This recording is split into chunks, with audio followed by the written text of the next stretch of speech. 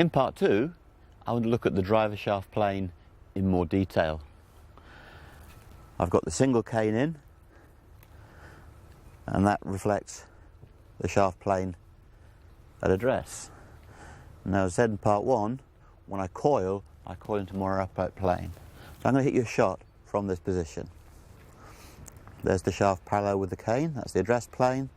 I'm going to coil and release.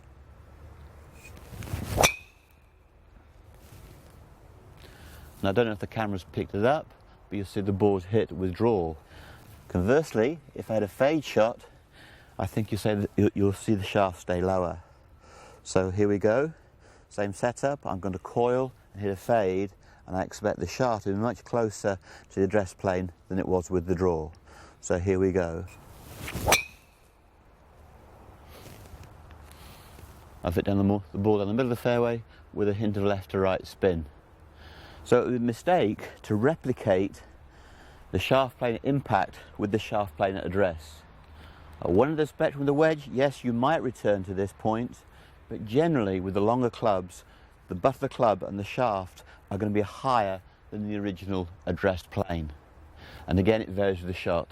The shaft will be lower for fade and higher for draw, all things being equal. So having understood how the shaft departs from the address plane in the swing, let me give you a couple of drills.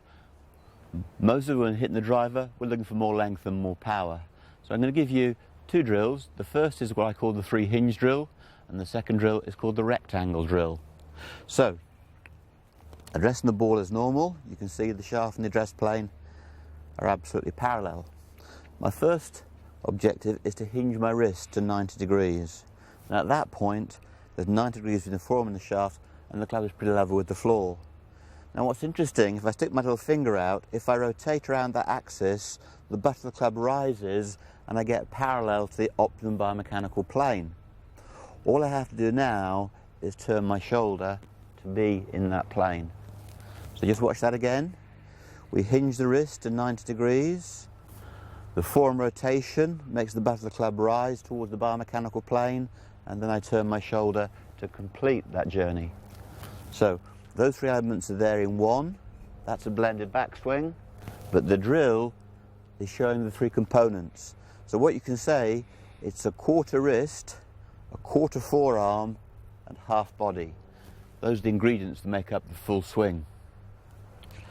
Now, if I turn to you on the camera and show you my address position face on, let's show you the drill again. I'm going to hinge to 90, rotate through 90, but this time I'm going to split my hands to create a rectangle. So my shoulders and my shaft are parallel to each other on my arms. What we don't want is a rectangle to become a parallelogram. We need the rectangle to remain constant. You can even lock it a little bit. Now, keeping looking forward at the ground, I'm going to turn my shoulder under my throat. This is a massive rotational drill for more power. And basically, if you create the rectangle and you coil as fully as you can, you're feeling your entire torso, your legs, all your calf muscles are under strain, and you're coiling against the fulcrum of the right shoe. So that's where the power comes from.